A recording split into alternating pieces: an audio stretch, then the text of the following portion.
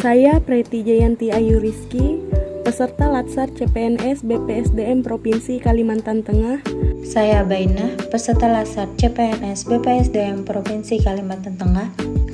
Saya Rifaatul Mahmudah, peserta Latsar CPNS BPSDM Provinsi Kalimantan Tengah. Saya Hairunisa, peserta Latsar CPNS BPSDM Provinsi Kalimantan Tengah. Saya Rewan Rizadi, peserta Latsar CPNS BPSDM Provinsi Kalimantan Tengah.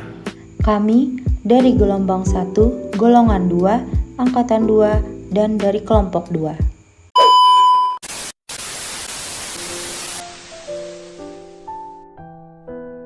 Duh, bosan. Ngapain ya? Scroll TikTok ah. Bisa ditilang. Kalau cuma ke warung depan gimana? Ada yang sependapat? Sebelumnya ada pemberitaan soal larangan penggunaan sandal jepit saat mengendarai sepeda motor. Pas dicek di Twitter, udah ramai aja. Tweet berisikan screen capture yang bertuliskan, mulai hari ini polisi larang naik motor pakai sandal jepit. Share di grup ah, biar mereka pada tahu ini berita.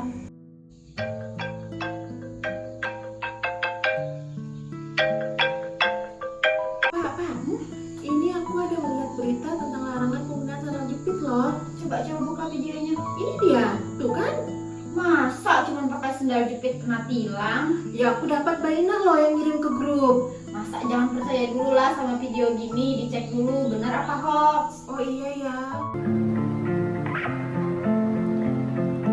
Kemajuan teknologi di era globalisasi membuat pemanfaatan media sosial di Indonesia saat ini berkembang sangat luar biasa. Dengan pengguna aktif di internet sebanyak 109,6,7 juta pengguna, sehingga tidak heran jika masyarakat menggunakan internet sebagai sumber informasi.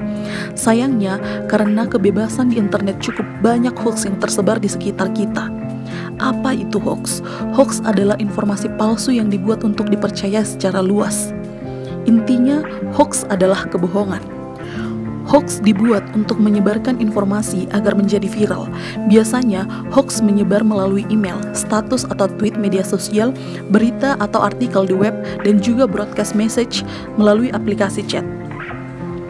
Menurut survei Edelman Trust Barometer 2018, 76-80% masyarakat khawatir pemanfaatan hoax sebagai senjata untuk menciptakan ketidakstabilan dalam negeri.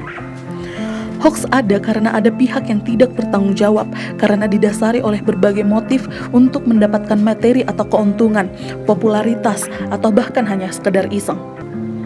Maka dari itu, bagaimanakah cara kita dalam mengidentifikasi hoax?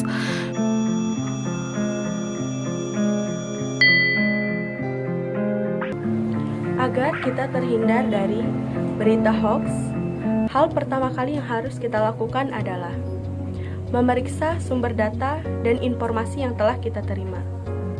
Apakah informasi yang telah kita terima itu berasal dari institusi resmi atau hanya plagiat berita yang tidak resmi? Setelah kita mencek sumber data dari informasi yang telah kita terima, hal kedua yang harus kita lakukan adalah dengan membandingkan isu tersebut dengan fakta yang ada di lapangan. Apakah sesuai informasi yang telah kita terima dengan fakta yang ada di lapangan atau hanya berupa pendapat saja? Karena apabila informasi yang kita terima tersebut berupa pendapat saja, kita menyebarkannya ke lingkungan sekitar, maka akan menggiring opini-opini negatif yang tidak sesuai dengan fakta di lapangan. Yang kedua, cek keaslian foto. Di masa teknologi yang sudah sangat canggih seperti sekarang ini, bukan hanya konten teks yang bisa dimanipulasi, konten foto dan video pun bisa dimanipulasi oleh manusia. Jadi, bagaimana cara kita untuk mencek keaslian foto? Hanya dengan menggunakan Google, kemudian drag and drop ke kolom pencarian Google Images. Hasil pencarian kita tersebut akan menyajikan gambar-gambar yang serupa yang terdapat pada internet. Jadi, kita bisa membandingkan gambar tersebut dengan aslinya. Yang ketiga adalah ikut serta dalam kegiatan diskusi anti-hoax. Setiap orang pasti memiliki sosial media. Salah satunya ialah kita bisa cari dan ikuti grup fanbase anti-hoax dengan menggunakan sosial media seperti Facebook. Di Facebook, kita bisa cari grup anti hoax. Salah satunya ialah Indonesian Hoaxes. Di sini, kita bisa ikut bertanya atau berkomentar mengenai informasi yang kita dapatkan, apakah hoax atau bukan. Yang keempat, hati-hati dengan judul provokatif. Berita hoax seringkali menggunakan judul sensasional yang provokatif. Misalnya, dengan langsung menudingkan jari ke pihak tertentu. Isinya pun bisa diubah-ubah agar menimbulkan persepsi sesuai dengan yang dikehendaki sang pembuat hoax. Oleh karenanya, apabila menjumpai berita dengan judul yang provokatif, sebaiknya Anda mencari referensi berupa berita yang sama dari situs online resmi. Kemudian, bandingkan isinya, sama atau berbeda.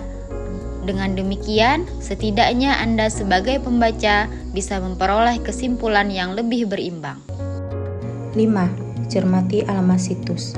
Beberapa berita bahkan berani mencantumkan alamat situs atau link supaya terkesan asli.